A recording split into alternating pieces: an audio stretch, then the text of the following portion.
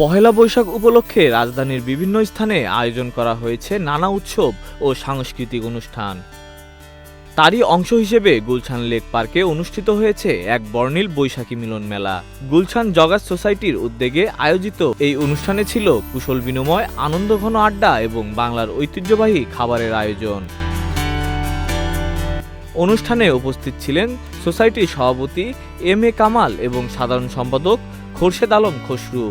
নবনির্বাচিত কমিটির সদস্যদের আন্তরিক তত্ত্বাবধানে পুরো আয়োজনটি সুশৃঙ্খল ও আনন্দমুখর পরিবেশে সম্পন্ন হয়। অংশগ্রহণকারীরা জানান, এ ধরনের আয়োজনে পারস্পরিক সম্পর্ক জোরদার করার পাশাপাশি বাংলা সংস্কৃতির ঐতিহ্যকে নতুন প্রজন্মের কাছে তুলে ধরতে গুরুত্বপূর্ণ ভূমিকা রাখে।